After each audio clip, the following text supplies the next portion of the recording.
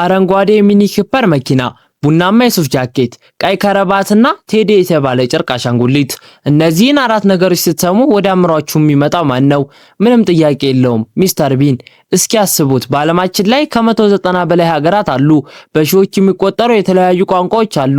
ነገር ግን አንድ ቃል ሳይተነፍስ ከጃፓን እስከ ኢትዮጵያ፣ ከአሜሪካ እስከ ሩሲያ፣ ሕፃን አዋቂ ሳይል ሁሉንም ማሳቅ የቻለ አንድ ሰው አለ፣ ሚስተር ቢን። ብዙዎቻችን የምናውቀው እየተደናቀፈ የሚወድቀውን የሞኝ ስራ የሚሰራውንና የሚበሳጨውን ገጸ ባህሪ ነው። ነገር ግን ከዚህ ሞኝ ከሚመስለው ሰው ጀርባ የኦክስፎርድ ዩኒቨርሲቲ ምሁር የሆነና እጅግ በጣም ብልህ የሆነ አእምሮ እንዳለ ስንቶቻችን እናውቃለን? የሚስተር ቢን እውነተኛ ማንነት ማን ነው? ይህ ገጸ ባህሪ እንዴት ተፈጠረና በዘመናዊ ቴሌቪዥን ታሪክ ውስጥ ትልቁን የኮሜዲ አብዮት እንዴት ሊፈጥር ቻለ? ለሚቀጥሉት 10 ደቂቃዎች ወደ ሚስተር ቢን አስቂኝና አስደናቂ ዓለም ጠልቀን እንገባለን። የሚስተር ቢን ታሪክ የሚጀምረው እንደ አውሮፓውያን አቆጣጠር በ1955 ኒውካስትል እንግሊዝ ውስጥ ነው። ሮዋን ሰባስቲያን አትኪንስን ልጅ እያለ የክፍሉ ኮሜዲ አልነበረም። እንዲያውም በተቃራኒው በጣም አይናፋር፣ ጸጥተኛና ትንሽ የመንተባተብ ችግር የነበረበት ልጅ ነበር። በትምህርት ቤት ጓደኞቹ የውጭ ዜጋ የሚመስል እንግዳ ልጅ እያሉ ይጠሩት ነበር። የሚገርመው ነገር የሮዋን የመጀመሪያ ትምህርት ፍላጎት ኮሜዲ ሳይሆን ሳይንስ ነበር። የኤሌክትሪካል ኢንጂነሪንግ ተማሪ ሲሆን በጣም ጎበዝ በመሆኑ በዓለም ታዋቂ በሆነው በኦክስፎርድ ዩኒቨርሲቲ የማስተርስ ዲግሪውን የመስራት እድል አግኝቷል። እዚህ ጋር ነው ታሪኩን መቀየር የጀመረው። ኦክስፎርድ ውስጥ ሮዋን አንድ ነገር አስተዋለ። መናገር ሲጀምር መንተባተብ ያስቸግረዋል። ነገር ግን ወደ ሌላ ገጸ ባህሪ ሲቀይረው አክት ሲያደርግ መንተባተቡ ሙሉ ለሙሉ ይጠፋል። እዚያው ዩኒቨርሲቲ ውስጥ በኋላ ላይ የሚስተር ቢን ዋና ጸሐፊ ከሆነው ሪቻርድ ከርቲስ ጋር ተዋወቀ። ሪቻርድ ስለ ሮዋን ሲናገር እንዲህ ይላል። ለመጀመሪያ ጊዜ ሳይሆን ምንም የሚያወራና ዝምተኛ ልጅ ነበር። ነገር ግን መድረክ ላይ ወጥቶ ፊቱን ማኮማተር ሲጀምር በህይወቴ ካየኋቸው ሰዎች ሁሉ የበለጠ አስቂኝ ሰው ሆኖ አገኘሁት። ወደ ሚስተር ቢን አፈጣጠር ሚስጥር ከመግባታችን በፊት አንድ ነገር ልጠይቃችሁ። የሚስተር ቢንን ታሪክ ብቻ ሳይሆን የሌሎችንም ዓለም ቀያሪ ሰዎች ታሪክ በጥራት እንዲቀርብላችሁ ከፈለጋችሁ አሁኑኑ ሰብስክራይብ የሚለውን በተን በመጫን የቻናላችን ቤተሰብ ይሁኑ። ላይክ ማድረጋችሁን እንዳትረሱ። ታዲያ ይህ ባለም የታወቀ ገጸ ባህሪ እንዴት ተፈጠረ? ስክሪፕት ተጽፎለት ወይስ በብዙ ሰዎች ስብሰባ? በፍጹም አይደለም። ሚስተር ቢን የተፈጠረው ሮዋን አትኪንሰን በመኝታ ክፍሉ ውስጥ መስታወት ፊት ለፊት ቆሞ ፊቱን እያኮማተረ በሚለማመድበት ወቅት ነበር። ሮዋን ስለዚህ ቅጽበት ሲናገር ፊቴን እያየው ሳለው አንድ እንግዳ ሰው አየው። የማይናገር ግን በምልክት ብቻ የሚግባባ ሰው። በ1970ዎቹ መጨረሻ ሮዋን ይህን ገጸ ባህሪ ይዞ በታዋቂ የኢንድበርግ ፍሪንግ ፌስቲቫል ላይ ተከሰተ።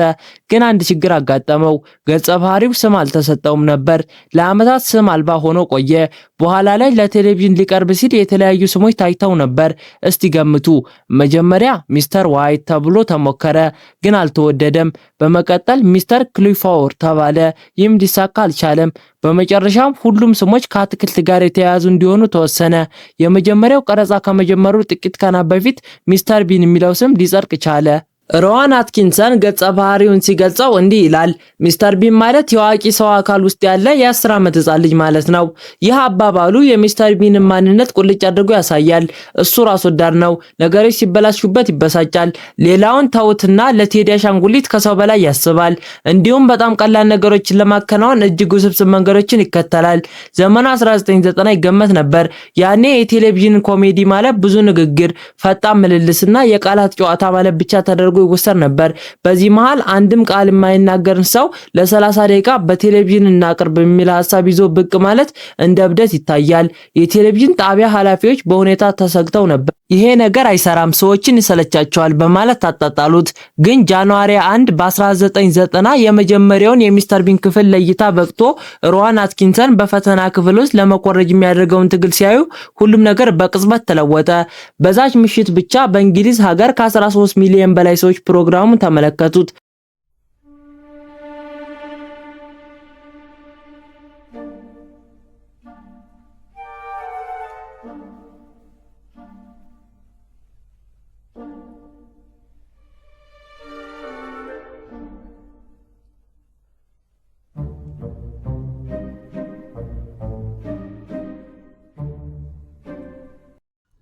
ቁጥሩ አስገራሚ ነው። ለምን ተሳካ? ሚስጥሩ ዝምታ መሆኑ ይታመናል። ሚስተር ቢን ለመረዳት እንግሊዝን ማወቅ አያስፈልግም። የፊቱን እንቅስቃሴ ማየት ብቻ በቂ ሲሆን ይህም ዩኒቨርሳል ላንጉጅ ዓለም አቀፍ ነው። ቻርሊ ቻፕሊን በድሮ ዘመን ያደረገውን ሚስተር ቢን በዘመናዊ ቴሌቪዥን ላይ ደገመው። ሚስተር ቢን ገና በጅምሩ ዓለምን አሸነፈ። የኦክስፎርድ ምሁር ሮዋን አትኪንሰን በፈጠረ ሞኝ ገጸ ባህሪ የቴሌቪዥን ንጉስ ለመሆን በቅቷል። ነገር ግን ይህ የጉዞ መጀመሪያ ብቻ ነበር። 15 ክፍሎች ብቻ ተሰርተው እንዴት ዓለምን ሊቆጣጠሩ ቻሉ? ሚስተር ቢን ወደ ሆሊውድ ፊልም እንዴት ተሸጋገረና ብዙዎቻችን የምንወደውን የአኒሜሽን ካርቱን ተከታታይ ፊልም እንዴት ተፈጠረ? እነዚህንና ሌሎች አስገራሚ የሚስተር ቢን ዓለም አቀፍ ስኬቶችን በሚቀጥለው የቪዲዮአችን ክፍል ይዘን እንመለሳለን። ክፍል 2 እንዳያመልጣችሁ የደውል ምልክቷን መጫን አትርሱ። ቪዲዮውን ከወደዳችሁት ላይክ አድርጉ። ሐሳባችሁን ኮሜንት ላይ አጋሩን።